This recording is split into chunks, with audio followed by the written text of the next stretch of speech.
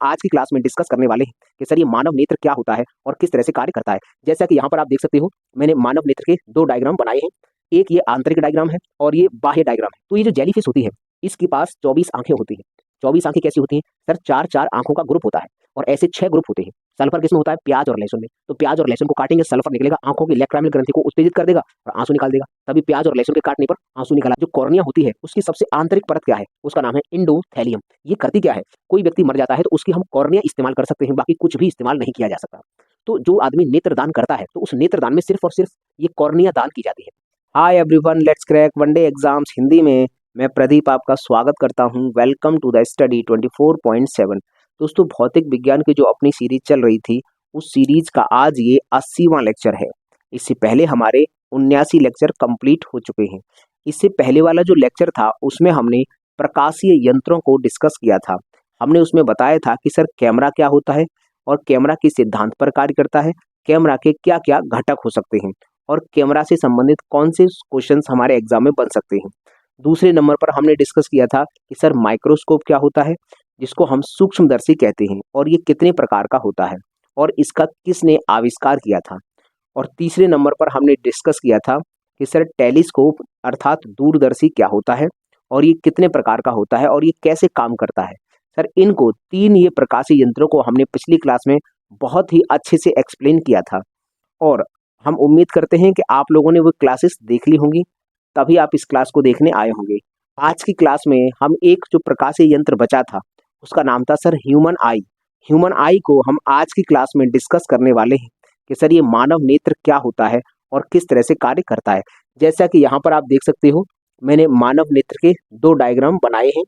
एक ये आंतरिक डायग्राम है और ये बाह्य डायग्राम है। बाहर से अगर हम अपनी आँख को देखते हैं तो सर वो इस तरह से दिखाई देती है, और अगर हम अपने नेत्र को अंदर से देखते हैं तो वो इस तरह से दिखाई देता है। सबसे पहला हमारा सवाल है आपसे कि जो मानव का नेत्र है वो क्या होता है। सबसे पहला सवाल आपसे है, आप लोग सोचेंगे कि सर मानव का जो नेत्र है वो है क्या। तो हम इसका जवाब बता सकते हैं। पहला जवाब तो ये है कि सर ये एक प्रकाशीय यंत्र है जो हमारे शरीर में काम करता है, हमें चीज़ों को दिखवाने का काम करवाता है। दूसरा सर, ये एक ज्ञानेंद्रिय है। हमारे अंदर सर 5 ज्ञानेंद्रियां होती हैं। मैंने यहाँ लिखा है कि आंख 5 ज्ञानेंद्रियों में से एक ज्ञानेंद्रिय है। हमने जानते हैं हम सर हमारे पास 5 ज्ञानेंद्रियां हैं: आंख, कान, नाक, मुख और त्वचा। सर इन 5 ज्ञानेंद्रियों में से एक आंख होती है। अगर मैं आपसे बोलूं कि सर हमारे माइंड में 10 जीबी डेटा सेव है, जितनी भी हमारी जानकारी है, जितना भी हमने पढ़ा है या लोगों को हम जानते हैं, तो जो हमने डेटा सेव किया है वो हमने कह दिया कि सर हमारे माइंड में 10 जीबी डेटा सेव है।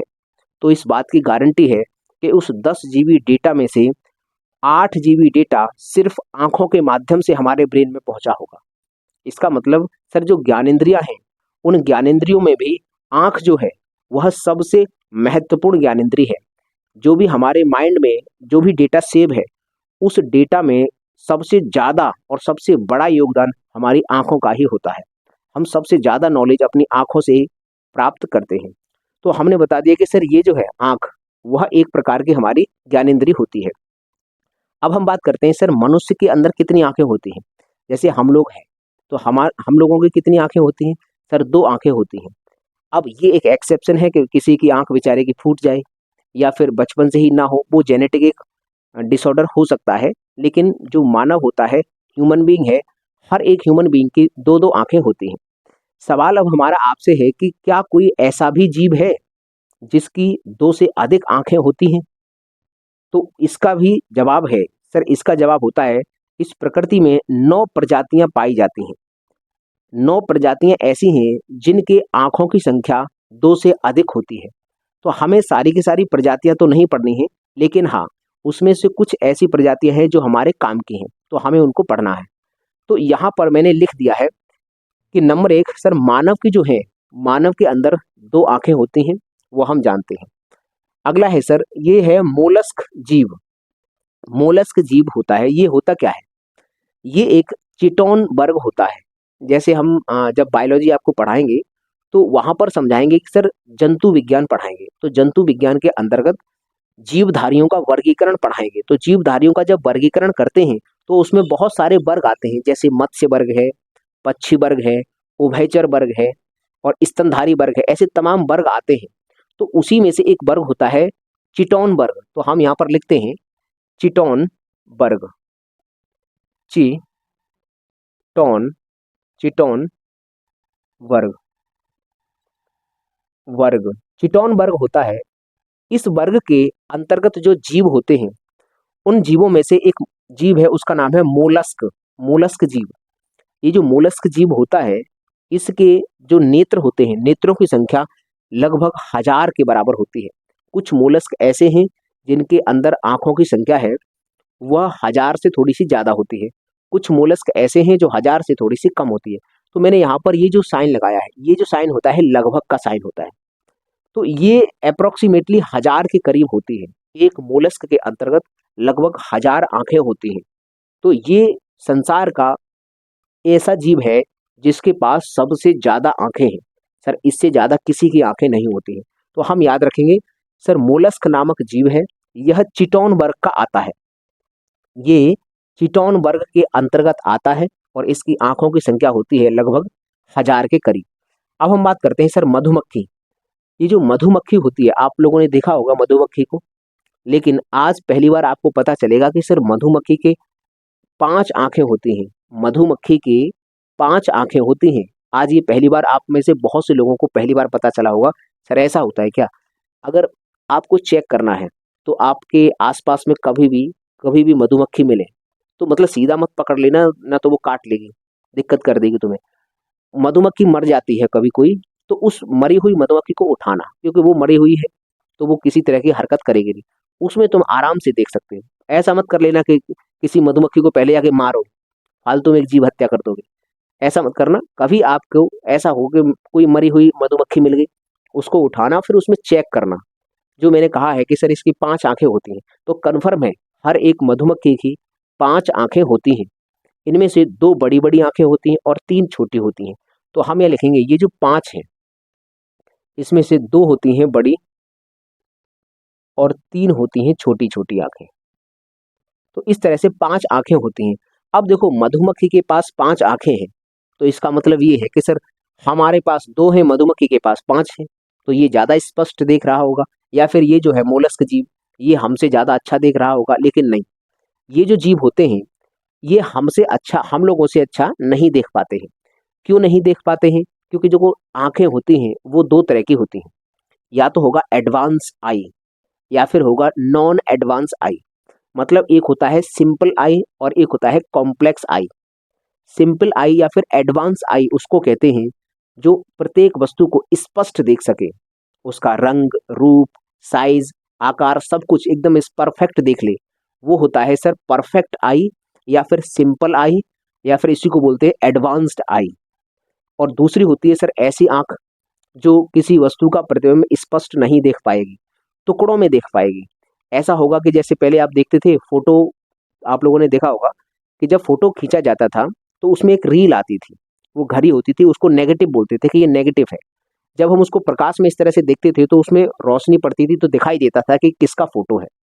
फिर उसके माध्यम से हम एक बड़ा सा फोटो बनाते थे, कलर्ड फोटो। तो वो जो रंगीन आता था, तो इसका मतलब यह है कि हम लोगों को जैसा वो ब्लैक एंड व्हाइट दिखता था, वैसा ही बहुत से ऐसे जीव हैं जिनको ब्लैक एंड व्हाइट दिखता है। बहुत से ऐसे जीव हैं जिनको धुंधला धुंधला पीला पीला दिखता है।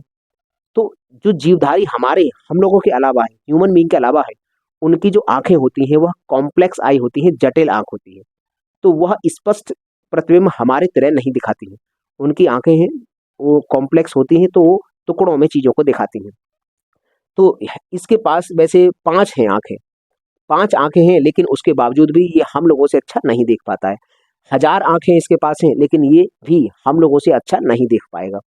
तो ये हमें समझ में आ गया सर, मधुमक्खी की 5 आंखें होती हैं, 2 इसमें बड़ी बड़ी होती हैं और 3 छोटी छोटी आंखें होती हैं। अब हम बात करते हैं सर स्टार फिश। अगर हम देखो स्टार फिश की, यहाँ पर एक डायग्राम बनाते हैं। स्टार फिश आपने देखा होगा, तो इस तरह से उसके 5 पैर होते हैं। मतलब ये स्टार फिश जो है वह इस तरह से इसके 5 भुजाएं होती हैं स्टार फिश की। तो स्टार फिश के अगर हम नेत्रों की बात करें कि सर स्टार फिश के पास कितनी आंखें होती हैं, तो इसकी भुजाएं कितनी हैं? भुजाएं हैं सर 5। तो हर एक भुजा पर एक इसकी आंख होती है। इसका मतलब एक आंख यहाँ पर होगी, एक आंख यहाँ होगी, एक आंख यहाँ होगी, और एक आंख यहाँ होगी, और एक यहाँ होगी। जो स्टार फिश होता है, ये है स्टार फिश। ये जो स्टार फिश है, उसकी प्रत्येक भुजा पर एक एक आंख होती है। इसका मतलब इसके अंदर भी 5 आंखें हैं। लेकिन ये जो पांचों आंखें हैं, ये काम क्या करती हैं? इसको सिर्फ डार्कनेस और ब्राइटनेस का अनुभव कराती हैं। इसको कोई चीज स्पष्ट नहीं दिखाई देगी जैसे हम लोगों को दिखती है। लेकिन कुल मिलाकर ये है कि ये इन आंखों का काम सिर्फ इतना है कि यह प्रकाश को और अंधेरे को बस महसूस ये करवाती हैं। बस इसको थोड़ा ब्राइटनेस और पता चलता है कि लाइट का आभास ये कराती हैं इसको। तो हमें ये समझ में आ गया कि सर जो स्टार फिश होती है, उसकी 5 आंखें होती हैं। अब बात करते हैं सर ये बॉक्स जेलीफिश। देखो बॉक्स जेलीफिश है, वह एक बॉक्स जैसी होती है, बॉक्स जैसी होती है, और इस तरह से पानी में चलती है, इस तरह से, इस तरह से ये इस तरह से बढ़ते उड़ते चलेगी। देखा होगा आप लोगों ने, नहीं देखा है तो आप सर्च करके देख सकते हो सर जेलीफिश कैसी दिखाई देती है। तो ये जो जेलीफिश होती है, इसके पास 24 आंखें होती हैं। 24 आंखें कैसी होती हैं? सर 4-4 आंखों का ग्रुप होता है, और ऐसे 6 ग्रुप होते हैं। तो मतलब जो जेलीफिश है, उसके पास इस तरह से होता है कि ये जो 4 आंखें हैं, इसका ये एक ग्रुप बन गया, अगली 4 आंखें आएगी, इसका अगला ग्रुप बन गया, और इस तरह से चलते जाएगा। ऐसे 4-4 आंखों के टोटल 6 ग्रुप होते हैं। तो ये पहला ग्रुप है मान लो, ये दूसरा है, और ये तीसरा है, ये तीसरा नहीं, ये छठवां है लास्ट में। तो ये जो है हमारे पास जो बॉक्स जेलीफिश होती है, तुम देख सकते हो चित्र में कि सर बॉक्स जेलीफिश कैसी है, वो आप अपने मोबाइल पे सर्च करके देख सकते हो। तो जो बॉक्स जेलीफिश होती है, उसके पास क्या है कि 4-4 आंखों के ग्रुप होते हैं, और ऐसे 6 ग्रुप होते हैं। तो 4 6 24 हो गया। तो 24 आंखें हैं इसके पास। लेकिन ये 24 की 24 हर एक ग्रुप एक अलग टाइप का काम करता है। कोई कोई ब्राइटनेस को कंट्रोल करता है, कोई कोई इस कलर को देखने का काम करता है, कोई कोई आउटलाइन देखता है, किसी डायग्राम की आउटलाइन बना देता है, कोई कोई धुंधला प्रतिबिंब बनाता है। तो हर एक आंख का, हर एक जो ग्रुप है, वह अलग प्रकार से काम करता है। तो जो जेलीफिश है, या बॉक्स जेलीफिश है हम जिसको बोलते हैं, उसके पास 24 नेत्र होते हैं, ये हमको याद रहे। अगला हम बात करते हैं सर कॉकरोच। तो कॉकरोच की तो 2 आंखें होती हैं। तो फिर हमने इसको क्यों लिखा है? क्योंकि सर मनुष्य की भी 2 आंखें हैं, कॉकरोच की भी 2 आंखें हैं। तो हमने इसको लिखा क्यों है? हमने इसलिए लिखा है इसको कि कॉकरोच की आंखें तो 2 होती हैं, लेकिन इसकी आंख के अंदर जो लेंस होते हैं, वो लेंस लगभग 1000 के करीब होते हैं। 1000। यहाँ देखोगे आप, अगर ये मानव नेत्र है, मानव नेत्र में देखोगे तो सिर्फ एक लेंस नजर आ रहा है हमको। लेकिन ये जो कॉकरोच होता है, इसके नेत्र के अंतर्गत भगवान ने इसको एक ऐसी पावर दी है कि लो भाई साहब, तुम्हारे आंख के अंदर लगभग हम 1000 लेंस लगाएंगे। तो जब 1000 लेंस लगे होंगे, तो किसी सामने वाली वस्तु के 1000 तरीके के प्रतिबिंब आंख में बन जाएंगे। तो जो कॉकरोच होता है, वो इन करता क्या है कि इसकी जो भी शिकार है, जिस पर इसने निगाह बनाकर रखी है, तो उस शिकार को पहले देखता है, और अपने 1000 लेंस से, जो जिसके पास 1000 लेंस हैं, उनसे इसकी 1000 तस्वीरें आ जाती हैं। तो सामने शिकार इसका थोड़ा सा भी मूवमेंट करेगी, तो ये आराम से भांप लेगा कि ये मूवमेंट कर रहा है, किस तरह का मूवमेंट हो रहा है। तो वो अपना शिकार को डिटेक्ट करने के लिए उसके पास ये जो 1000 लेंस है, उनका इस्तेमाल कर लेता है। तो हमें समझ में आ गया कि सर ये जो कॉकरोच होता है, उसके आंख के अंदर जो 1000 लेंस होते हैं, वह उनकी सहायता से अपनी शिकार की एक्टिविटीज को डिटेक्ट करता है। तो उनसे कुल मिलाकर शिकार करने में वो मदद करते हैं। ये हमें समझ में आ गया। बस उसकी आंखें तो 2 होती हैं। अब बात करते हैं सर मकड़ियों की। तो मैंने लिखा है मकड़ियों में मैक्स 8 आंख है। जैसे मकड़ियां होती हैं, तो बहुत सारी मकड़ियां ऐसी होती हैं जिनकी आंखों की संख्या, ज्यादातर तो आंखों की संख्या 8 होती है मकड़ियों में। 8 कैसे होती हैं? जैसे हमारी 2 आंखें हैं, तो उसकी भी यहाँ पर 2 बड़ी बड़ी आंखें होती हैं, 2 यहाँ पर होती हैं। जैसे सींग होते हैं, सींग के स्थान पर 2 ऊपर होती हैं आंखें, तो 4 हो गई। और 4 आंखें जैसे हमारा मुख है, यहाँ पर होती है छोटी छोटी 4 लाइन में। तो इस तरह से 8 होती हैं। ज्यादातर मकड़ियों के पास 8 आंखें होती हैं। लेकिन कुछ मकड़ियां ऐसी हैं जिनकी 6 आंखें, किन्हीं की 4 आंखें, किसी की 2 आंखें, और किसी किसी मकड़ी की आंख एक भी नहीं है। तो ज्यादातर हमने देखा है 8 आंखों वाली मकड़ियां ही देखी गई हैं। तो हमने मैक्सिमम लिख दिया है कि मकड़ी हर एक प्रकार की मिल जाएगी, लेकिन जो मकड़ियों में आंखों की संख्या देखी गई है, जो मैक्सिमम 8 देखी गई है। तो हमने यहाँ पर लिख दिया है कि मकड़ियों में अधिकतम 8 आंखें होती हैं। तो ये ज़्यादातर होता है, ज़्यादातर मकड़ियों में 8 ही होती है। तो अब हम बात करते हैं सर, एक नोट पॉइंट है कि प्रत्येक आंख से अलग अलग प्रतिबिंब बनता है, बाद में ये सभी अध्यारोपित होकर एक स्पष्ट प्रतिबिंब बनाते, स्पष्ट प्रतिबिंब बनाएंगे। तो ये क्या कहने का मतलब है, जैसे जितनी आंखें हैं सर उतने बनेंगे प्रतिबिंब। इसका मतलब ये है कि हम अपनी बात करते हैं पहले। जैसे हम लोगों की कितनी आंखें हैं, हम लोगों की हैं दो दो आंखें, तो इस वाली आंख से एक प्रतिबिंब बनेगा, इस वाली आंख से भी एक प्रतिबिंब बनेगा। लेकिन ये जो आंख बनाएगी प्रतिबिंब वो थोड़ा धुंधला होगा, और ये वाली जो आंख बनाएगी वो भी धुंधला होगा। जब इन दोनों को, ये इससे भी एक प्रतिबिंब बनेगा वस्तु का, एक ही वस्तु के दो प्रतिबिंब बनेंगे, एक एक इस आंख से और एक एक इस आंख से। जब वो ऑप्टिकल सिग्नल्स में कन्वर्ट हो जाएंगे, तो जब वो ब्रेन में पहुंचेंगे तो दोनों के दोनों एक दूसरे के ऊपर अध्यारोपित कर देता है ब्रेन, और फिर उसको महसूस करवाता है, तो हमें स्पष्ट नजर आता है। इसका मतलब ये है कि सर एक आंख से जो भी प्रतिबिंब हमारा बन रहा है वह थोड़ा सा धुंधला होता है। अगर एग्जाम्पल के तौर पर अगर हम बात करें, तो सर हम अभी प्रैक्टिकल करके आपको प्रूफ करके दिखा देंगे कि हमने वास्तविकता में सही बोला है। क्या कि सर एक आंख से बना हुआ प्रतिबिंब धुंधला होता है, इस वाली आंख से भी उसी वस्तु का प्रतिबिंब बनेगा, वो भी धुंधला होगा। जब दोनों एक दूसरे के ऊपर अध्यारोपित हो जाएंगे, जो ब्रेन कर देगा, तो हमें स्पष्ट वो नजर आएगा। अब देखो प्रैक्टिकल में करके बताता हूँ आपको। प्रैक्टिकल क्या है आप खुद देख सकते हो। जैसे मान लीजिए तुम्हारे सामने कोई वस्तु है, उसको ध्यान से देखना, उस वस्तु को ध्यान से देखना, और अपनी एक आंख को धीरे धीरे धीरे धीरे इस तरह से, जैसे मैंने बंद कर रहा हूं ऐसे बंद करना। तो उस वस्तु को, जिसने आप जो जिस वस्तु को आप देख रहे हैं वह वस्तु ब्लर होना स्टार्ट हो जाती है, थोड़ी धुंधली हमें दिखना स्टार्ट हो जाएगी ना। तो तुम अभी इस बात का प्रैक्टिकल करके चेक करो। इस वीडियो को 1 मिनट के लिए रोक दो, सामने किसी वस्तु को देखना और उस वस्तु पर ध्यान लगाना, और एक आंख को इस तरह से धीरे धीरे धीरे धीरे बंद करना उस वस्तु को देखते हुए। तो पता चलेगा कि वह वस्तु थोड़ी थोड़ी धुंधली होती जाती है। इसका मतलब एक आंख से अगर हम देखेंगे तो वस्तुएं धुंधली होती प्रतीत होंगी। तो ये वाली आंख भी धुंधला धुंधला प्रतिबिंब बना लेगी, ये वाली भी आंख बना लेगी। लेकिन जब दोनों प्रतिबिंब एक दूसरे के ऊपर अध्यारोपित हो जाएंगे, तो दोनों आंखें मिलकर फिर स्पष्ट प्रतिबिंब हमें दिखाती हैं, जो कि हमें वस्तुएं स्पष्ट दिखाई देती हैं। तो हमें यहाँ समझ में आ गया होगा कि सर ये जो है कि प्रत्येक आंख अलग अलग प्रतिबिंब बनाती है। जब दोनों प्रतिबिंब अध्यारोपित हो जाते हैं, तो फिर हमको स्पष्ट प्रतिबिंब नजर आता है।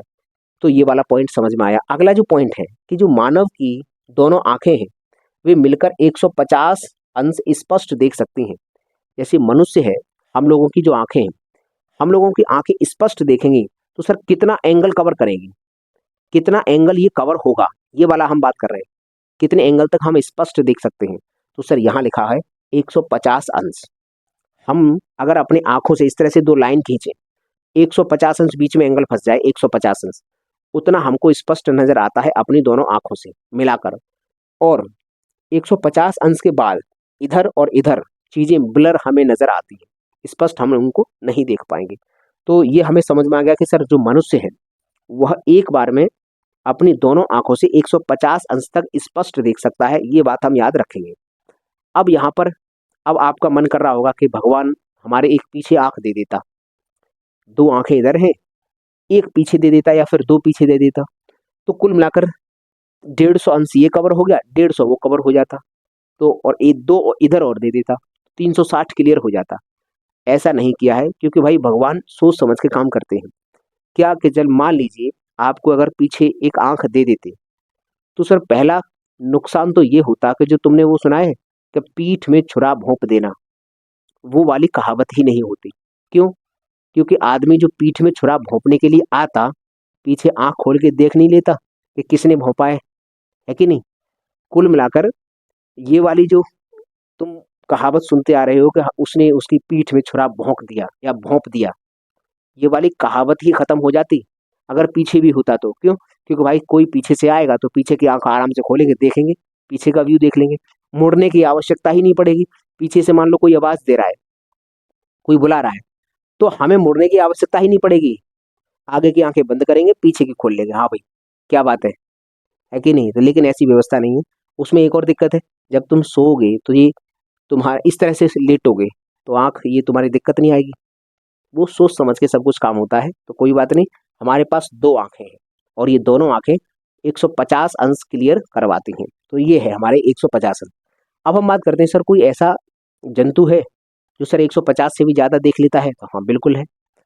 डॉग है, अगर आपने देखा होगा सर गाँव देहात में बहुत सारे कुत्ते देखे होंगे। कुत्ते क्या करते हैं, कुत्ते बैठे होंगे देखना, करते कुछ नहीं है, वो बैठे होते हैं, तो उनको गौर से थोड़ा सा देखना आप, वहां पर उनकी जो आंखें होती हैं वो थोड़ी इस तरह से होती हैं, थोड़ा सा मतलब हमारी क्या है, हमारे सामने है, लेकिन कुत्तों की आंखें होती हैं इस तरह से, थोड़ी सी ऐसी ऐसी। तो इधर भी काफी एरिया का एंगल कवर होता है और इधर भी काफी एरिया का एंगल कवर होता है, तो वह हमसे ज्यादा स्पष्ट, हम लोगों से ज्यादा स्पष्ट देखता है। तो कितना होता है, मतलब हम लोगों से ज्यादा एरिया कवर कर लेता है। तो ये देखो डॉग का लिखा है, जो डॉग है वो अपनी आंखों से 275 अंश तक चीजों को देख सकता है, 275 अंश तक, और हम लोग 150 अंश तक। तो ये हम याद रखेंगे, जो डॉग होता है वह 275 अंश तक चीजों को क्लियर देख सकता है। ये समझ में आ गया। अगला है सर मानव के स्पष्ट दृष्टि की दूरी। जो मानव की स्पष्ट दृष्टि की दूरी है, वह हम पूछते हैं कि सर मैक्सिमम कितनी दूरी है जहां तक मनुष्य देख सकता है। तो सर मैक्सिमम निर्धारित नहीं कर सकते, क्यों? क्योंकि सर हमको सूर्य भी दिखाई दे रहा है, चंद्रमा भी दिख रहा है, तारे भी दिख रहे हैं, तो सर ये कितनी दूर है, बहुत दूर है। अब बहुत दूर की चीज भी हमको दिख रही है ना, इसका मतलब इसकी जो मैक्सिमम दूरी है, अपने मानव नेत्र की स्पष्ट दृष्टि की मैक्सिमम दूरी, उसको निर्धारित नहीं कर सकते, लेकिन मिनिमम दूरी निर्धारित कर सकते हैं। मिनिमम दूरी है 25 सेंटीमीटर। स्पष्ट दृष्टि की न्यूनतम दूरी जो है वह 25 सेंटीमीटर है। इसका क्या मतलब है? इसका मतलब ये है कि अगर आप मान लीजिए किसी किताब को पढ़ रहे हैं, तो उस किताब को आंखों से और उस किताब के बीच की जो डिस्टेंस है, अगर आप 25 सेंटीमीटर रखोगे, मिनिमम 25, तो आप स्पष्ट उसको पढ़ सकते हैं। 25 से ज्यादा कर लोगे तब भी स्पष्ट पढ़ लोगे, मिनिमम की बात कर रहा हूं। यहाँ है, मान लीजिए इतनी दूर है, आप पास लाते जाओगे लाते जाओगे लाते जाओगे तो वो स्पष्ट दिख रहा है, मिनिमम डिस्टेंस हो जाएगी फिर यहाँ बीच की 25 सेंटीमीटर, वहां तक तुमको वो स्पष्ट नजर आएगी। और 25 सेंटीमीटर से जैसे और आगे लेकर आओगे और आगे लेकर आओगे, तो फिर आपकी आंखों पर प्रेशर पड़ना स्टार्ट हो जाएगा, आपकी आंखें अतिरिक्त काम करना स्टार्ट होती है। पीछे जो कॉर्निया है और उसके पीछे की जो रेटिना है, और ये जो होता है, ये वाला जो पर्दा है, ये पर्दा अपने आप ही कॉन्ट्रैक्ट होता है, ये सिकुड़ता है, आंखों पर जोर पड़ता है।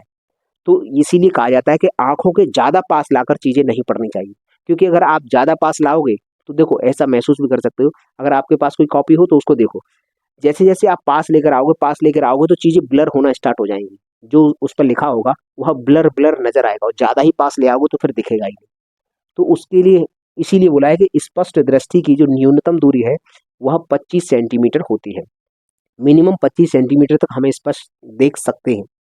तो ज्यादातर आप ऐसा ही करो कि 25 से ज्यादा ही दूरी रखकर आराम से किसी भी किताब को पढ़ो, तो आंखों पर ज्यादा प्रभाव नहीं पड़ता है। तो 25 से कम मत कर लेना, क्योंकि वहां पर फिर दिक्कत आती है, हमको नहीं लगेगा, हम आराम से कम दूरी पे पढ़ते रहेंगे। आजकल बहुत ज्यादा ऐसा हो रहा है कि जैसे मोबाइल में लेट गए, मोबाइल चला लिया, अब मोबाइल ज्यादा ऐसे ऊपर कर लेंगे तो हाथ में दर्द होना स्टार्ट हो जाता है, थोड़ी देर बाद आराम से हाथ टेढ़ा हो जाएगा, फिर आराम से आंखों के बिल्कुल नजदीक आ जाएगा मोबाइल, और जब आंखों के नजदीक आ जाएगा तो आंखों पर प्रेशर पड़ता है, हमको महसूस नहीं होगा कि आंखें कुछ दिक्कत हो रही है, लेकिन धीरे धीरे धीरे धीरे जैसे जैसे समय बीतेगा, कुछ समय बाद अपने आप आपको पता चल जाएगा कि आंखें हमारी खराब हो चुकी हैं। क्यों? क्योंकि आपने 25 सेंटीमीटर की डिस्टेंस करी ही नहीं, 25 से कम करते आए, 25 से ज्यादा रखनी चाहिए जबकि आपने 25 से कम कर ली, तो फिर वहां पर लगातार आंखें खराब होती जाती हैं। ये जो मोबाइल है ना, मोबाइल की स्क्रीन, वह आंखों के लिए स्लो पॉइजन है, एक धीमा धीमा जहर है, जो अब तुम्हारी आंखों को दिन प्रतिदिन मारता है।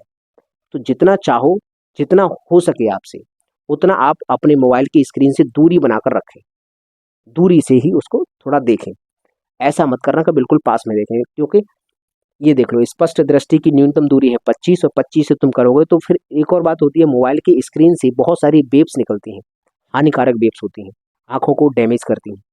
तो यहाँ से ये भी हमें समझ में आ गया। तो तुम्हें, मुझे उम्मीद है कि तुम्हें ये वाली चीजें समझ में आई होंगी कि किसकी आंख कितनी होती है।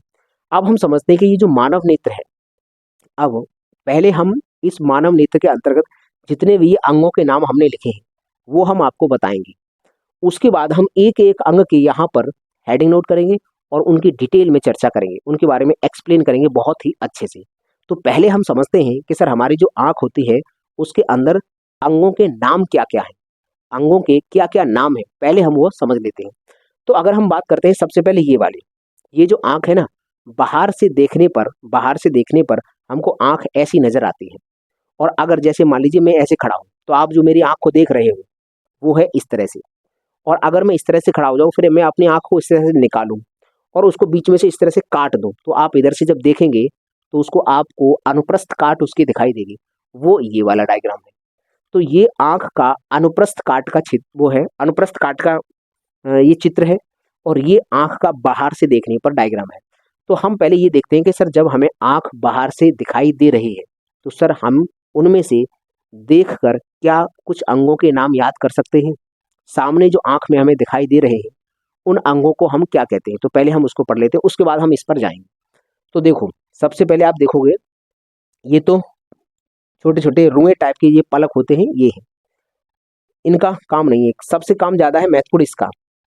यहाँ पर आप अपनी आंख के अंदर व्हाइट व्हाइट पोर्शन जितना भी देखोगे, ये जो व्हाइट पोर्शन होता है उसको दृढ़ पटल कहा जाता है। दृढ़ पटल, या इसको इंग्लिश में बोलते हैं स्क्लेरा। यहाँ पर मैंने लिखा है दृढ़ पटल या स्क्लेरा।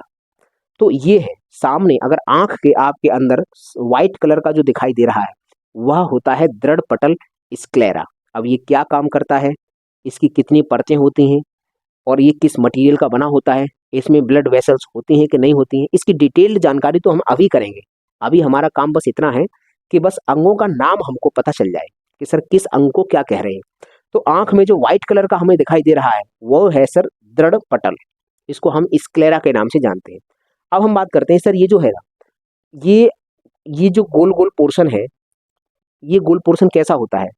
कांच का एक गुम्बद टाइप का कांच, ये से मान लीजिए कांच एक ट्रांसपेरेंट कांच है, उसका हमने एक गुम्बद टाइप का बना दिया है, इस तरह से अंदर से खोखला है और इस तरह से गुम्बद बना दिया है, आर पार दिखता है। तो वो जो गुम्बद है वो यहाँ रखा है, एक ऐसी जैसे मान लीजिए कटोरी टाइप की है जो ट्रांसपेरेंट है। तो वह कटोरी टाइप की होती है जो यहाँ पर इस तरह से होती है, इस तरह से आंख के ऊपर यहाँ पर रखी रहती है। इसको बोलते हैं सर कॉर्निया। इसका नाम होता है कॉर्निया, या कॉर्निया तो इसका अंग्रेजी में नाम है, हिंदी में इसको बोलते हैं स्वच्छ पटल। तो ये हमें समझ में आ गया सर, ये हमारे आंख में, ये तो हमने हरे कलर से दिखाया है क्योंकि यहाँ पर ये जो हरा है ना, इसी वाली आंख का ये आंतरिक चित्र हमने बनाया है। तो ये जो आपको ब्लैक ब्लैक पोर्शन दिखाई दे रहा है, तो ब्लैक ब्लैक पोर्शन में जितना ब्लैक ब्लैक है, उसमें एक कटोरे जैसी संरचना है जो बाहर उभरी हुई है, गुम्बद जैसी संरचना है जो ट्रांसपेरेंट है, जिसमें आर पार प्रकाश जा सकता है। सर उसी को कॉर्निया कहा जाता है, या फिर इसको हम बोलते हैं स्वच्छ मंडल। ठीक है, ये समझ में आ गया। उसके बाद ये जो ग्रीन कलर का है, ये जो कांच का गुम्बद आकार, गुम्बद जैसी संरचना है, इसके सर पीछे एक पर्दा होती है। जैसे मान लीजिए, अगर मान लीजिए कांच का दरवाजा है, अब कांच के दरवाजे के पीछे मैं जिस कलर की पर्दा लगा दूंगा, उसी कलर का मुझे आगे से दिखाई देगा। तो ये तो मान लीजिए कांच का ट्रांसपेरेंट गुम्बद था ऊपर से, और उसके पीछे एक पर्दा लगी हुई थी हरे कलर की, मान लो। तो सर हरे कलर, हमें आंख का जो रंग है ना वो हरा दिखाई देगा। अगर पीछे हरे कलर की पर्दा होगी तो, काले कलर की पर्दा होगी तो काला दिखाई देगा, ब्राउन कलर की होगी तो ब्राउन दिखाई देगा, जैसे कलर के पीछे पर्दा होगी वही दिखाई देगा।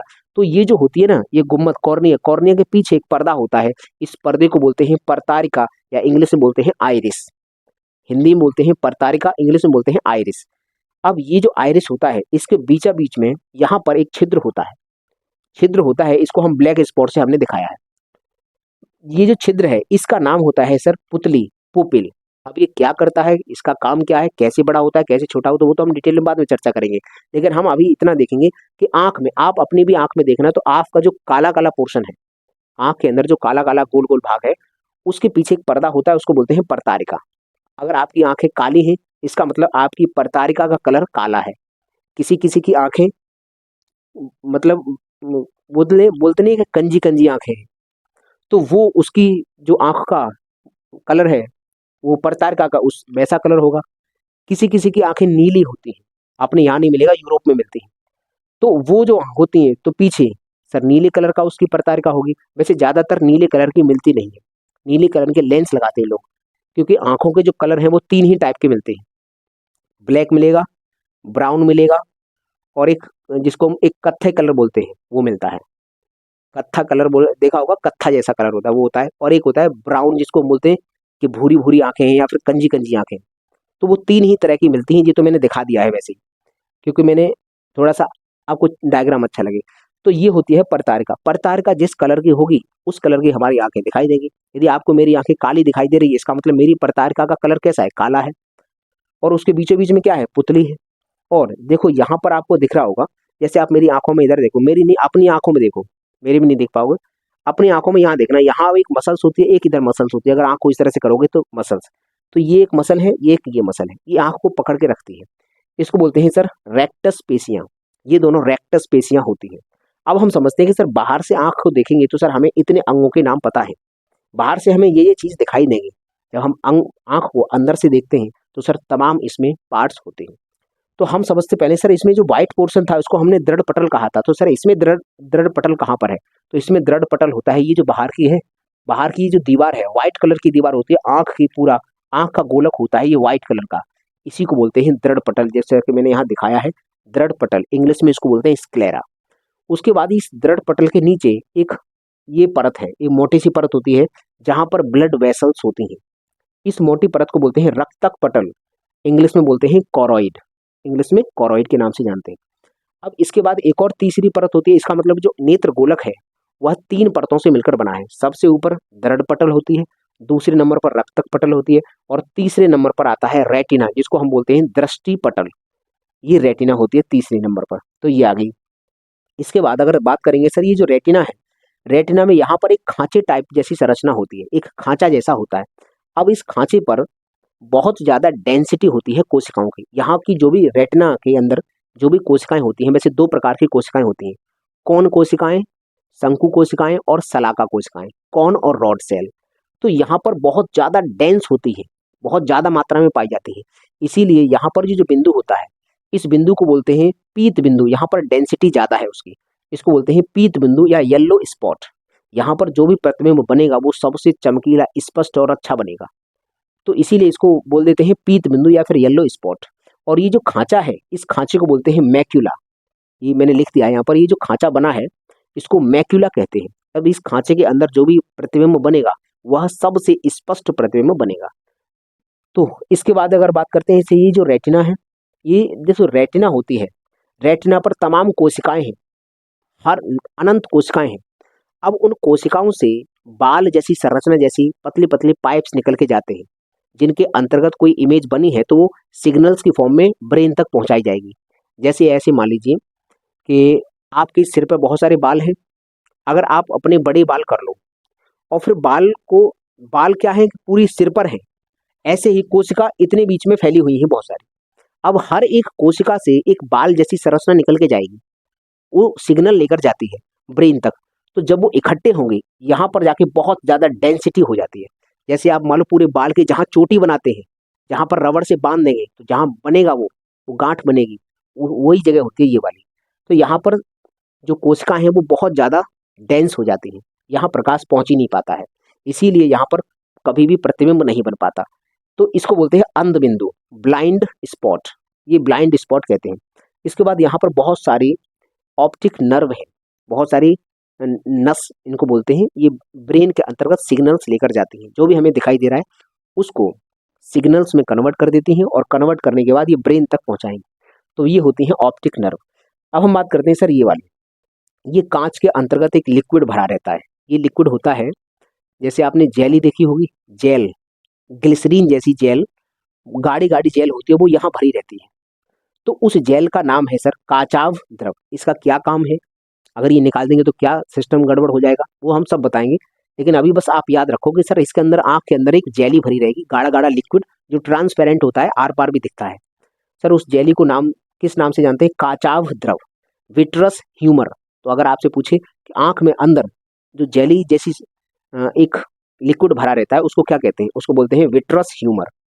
अब हम बात करते हैं सर ये वाली, एक ये कोशिका है और ये कोशिका है, इसमें ये वाली कोशिकाएं दिखती हैं, जैसे आप यहाँ देख रहे हो ये वाली, ये रेक्टस पेशियां, ये रेक्टस पेशियां ही मैंने यहाँ दिखाई है। ये रेक्टस पेशियां इस आंख को पकड़ के रखती हैं, कहीं आंख निकल ना जाए, क्योंकि ज्यादा तेज झटका लग जाएगा तो आंख निकल जाती है, और ज्यादा ही तेज लग जाएगा तो निकल भी जाती है। इतना मजबूत नहीं होती हैं ये, लेकिन होते क्या है कि इनके माध्यम से ये आंख बधी रहती है, रेक्टस पेशियां होती हैं, इसका नाम में लिखा है रेक्टस पेशियां। अब हम बात करते हैं सर यहाँ पर, एक देखो यहाँ और यहाँ पर 2 आपको स्पॉट नजर आ रहे होंगे, ये दोनों का नाम होता है लैक्राइमल ग्रंथि। लैक्राइमल ग्लैंड होता है, इसको बोलते हैं अश्रु ग्रंथि। इसका काम होता है आंसू बनाना।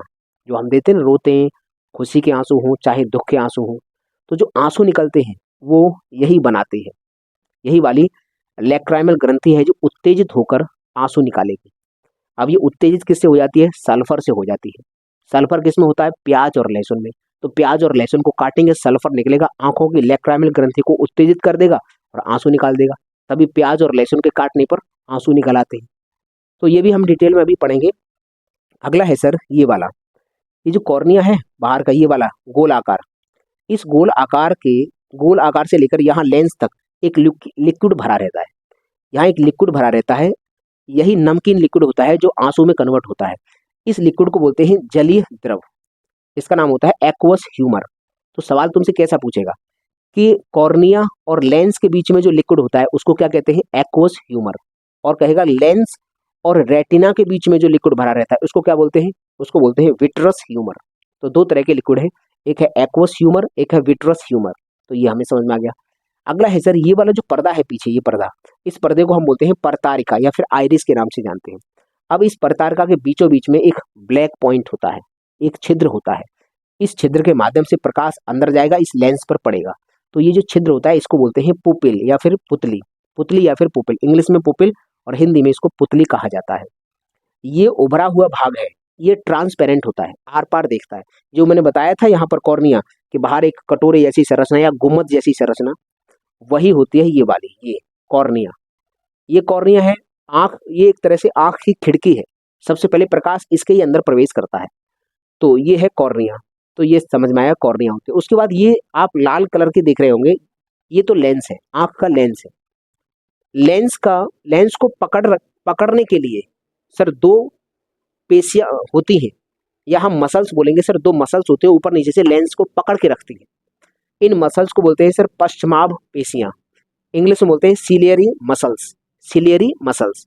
तो ये हमें समझ में आ गया सर लेंस को, अगर आपसे पूछा जाएगा कि आंख के अंतर्गत लेंस को कौन सी मसल्स पकड़ कर रखती हैं, तो हम कहेंगे सर पश्चमाभ पेशियां या फिर सिलियरी मसल्स, ये लेंस को पकड़ के रखती हैं।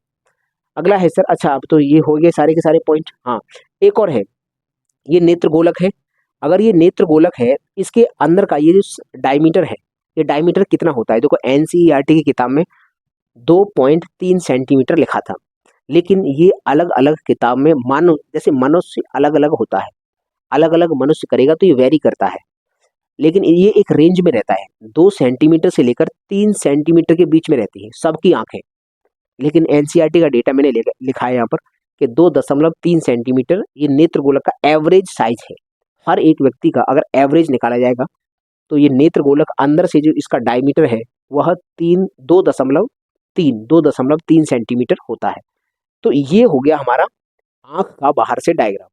अब हम क्या करेंगे, अब हम एक एक नाम को, ये जो है एक एक अंग को बहुत ही डिटेल में एक्सप्लेन करेंगे। तो पहले लीजिए आप इसका स्क्रीनशॉट, उसके बाद हम यहाँ पर एक एक अंग को डिटेल में आपको एक्सप्लेन करेंगे। तो चलिए आप स्क्रीनशॉट लीजिए। तो चलिए अब हम नेत्रों के अंग समझ लेते हैं कि सर नेत्रों के कौन से अंग होते हैं। इन अंगों में हम सबसे पहले इसको कॉर्निया को पढ़ेंगे। सर ये कॉर्निया क्या होती है?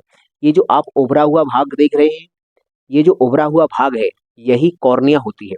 तो पहले हम सबसे पहले नंबर पर इसी कॉर्निया को पढ़ेंगे। क्यों? क्योंकि सर जो प्रकाश है ना, जब आंखों में प्रकाश जाता है तो सबसे पहले सर इसी के माध्यम से अंदर प्रवेश करता है। तो आंख की ये खिड़की कहलाती है, क्योंकि इसके माध्यम से ही अंदर प्रकाश प्रवेश करेगा।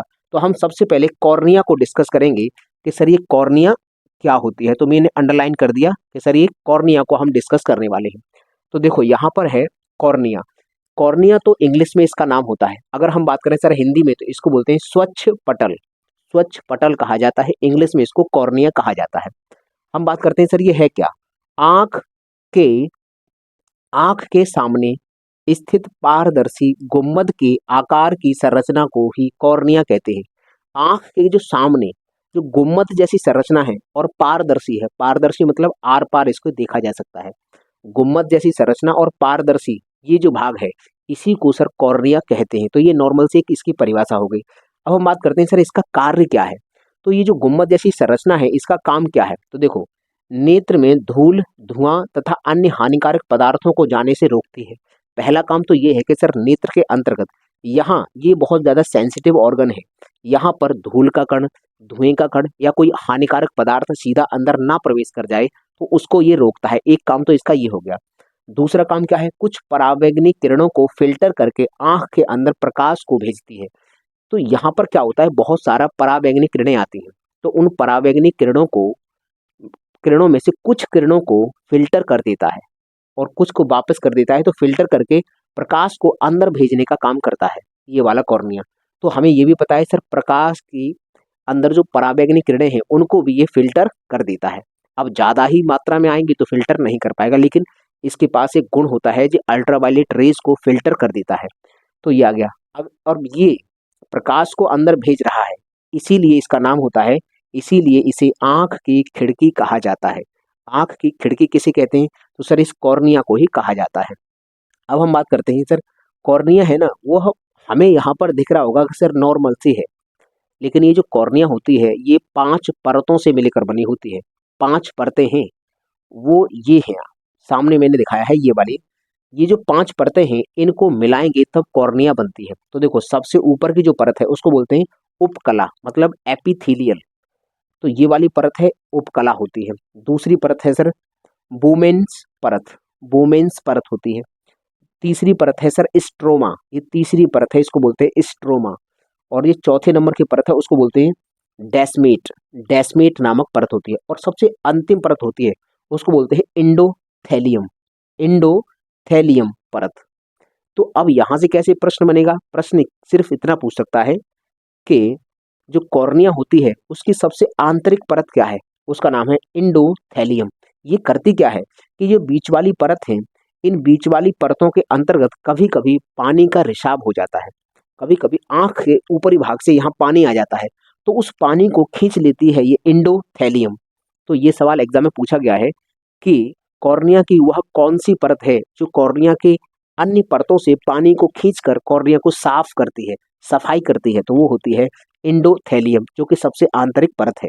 अगर आपसे ये पूछा जाए कि कॉर्निया की सबसे आंतरिक परत का नाम क्या है, तो इंडोथेलियम। सबसे बाहरी परत का नाम क्या है, उसका नाम है उपकला। और अगर ये पूछा जाएगा कि मध्य वाली परत का नाम क्या है, तो सर मध्य वाली परत है ये स्ट्रोमा, स्ट्रोमा है ये मध्य वाली परत। तो इस तरह से हमें समझ में आया कि सर ये जो कॉर्निया है ये 5 परतों से मिलकर बनी होती है। अब हम बात करते हैं सर इसका व्यास। ये जो व्यास होता है ये वाला, यहाँ से लेकर ये वाला जो डायमीटर होता है इसका, ये व्यास। तो ये जो व्यास होता है इसका ये घुमाव है, अगर इस घुमाव को कंप्लीट कर देंगे तो इसका डायमीटर कितना होगा, तो वो डायमीटर होता है सर 11.5 mm। 11.5 mm ये एवरेज व्यास है इसका, इस डायमीटर का। जैसे ये घुमाव है ना, इस घुमाव को अगर कंप्लीट कर देंगे तो एक सर्कल बनेगा, फिर उस सर्कल का व्यास मापेंगे, वही इसका डायमीटर कहलाता है। अब हम बात करते हैं सर इसकी एवरेज मोटाई कितनी है। तो ये जो मोटाई है ना, मोटाई ये 5 से 8 mm होती है। अगर हम बात करें सर 5 से 8 mm होती है इसकी ये मोटाई, ये हम याद रखेंगे ये वाली। अब हम बात करते हैं सर आंख के अग्रभाग को देखने के लिए। अब जैसे मान लीजिए आंख का ये जो अग्रभाग है, ये वाला भाग है, इसको देखने के लिए हम एक परीक्षण करते हैं। आंख के अग्रभाग को देखने के लिए एक परीक्षण किया जाता है, उसका नाम क्या है, तो यहाँ है आंख के अग्रभाग को देखने के लिए इस स्लिट लैंप परीक्षण, स्लिट लैंप परीक्षण किया जाता है। अगर आपसे सवाल पूछा जाएगा कि आंख के अग्रभाग मतलब इसी कॉर्निया को देखने के लिए, कॉर्निया के परीक्षण के लिए कौन सा परीक्षण किया जाएगा, तो स्लिट लैंप परीक्षण किया जाता है। अगला, कॉर्निया की मोटाई मापते हैं। जो कॉर्निया की जो मोटाई है इसको मापने के लिए, इसको मापने के लिए हम ये है पैकीमेट्री का इस्तेमाल करते हैं। पैकीमेट्री एक यंत्र होता है, इसकी सहायता से हम इस कॉर्निया की मोटाई को माप लेते हैं, इसको बोलते हैं पैकीमेट्री। तो याद रहे। अगला है सर कॉर्निया के वक्र को मापने के लिए, कॉर्निया का ये जो वक्र है, घुमाव है सर, इस घुमाव को मापने के लिए ये है केराटोमेट्री, केराटोमेट्री का उपयोग किया जाता है। ये भी एक यंत्र का नाम है केराटोमेट्री। नाम ये थोड़ा अजीब है लेकिन याद करना पड़ेगा, केराटोमेट्री। इसके ये वक्र है ना, ये वक्र, इसको मापने के लिए इसका हम इस्तेमाल कर लेते हैं। अगला बात करते हैं सर, ये बहुत इंपॉर्टेंट है सर, नेत्रदान। आपने सुना होगा कि फलाने आदमी ने नेत्रदान कर दिया। तो नेत्रदान में ये तो देखो आंख इतनी बड़ी है, इसके अंदर इतने सारे अंग हैं, इन अंगों में से एक भी अंग काम का नहीं है। सिर्फ एक अंग काम का है, वो है कॉर्निया। कोई व्यक्ति मर जाता है तो उसकी हम कॉर्निया इस्तेमाल कर सकते हैं, बाकी कुछ भी इस्तेमाल नहीं किया जा सकता। तो जो आदमी नेत्रदान करता है तो उस नेत्रदान में सिर्फ और सिर्फ ये कॉर्निया दान की जाती है, सिर्फ और सिर्फ ये कॉर्निया दान की जाती है। वही मैंने यहाँ लिखा है, नेत्रदान करने में केवल कॉर्निया ही दान की जाती है, बस कॉर्निया दान की जाती है, ये हमको याद रहे। तो मुझे उम्मीद है कि आपको ये जो मैंने बताया है सर कॉर्निया, कॉर्निया क्या होती है इसको हम डिटेल में समझ चुके हैं। अब देखो अभी इसके बहुत सारे अंग हैं, अब मैं सभी अंगों का यहाँ डिस्कशन करूंगा तो ये क्लास बहुत लंबी हो जाएगी।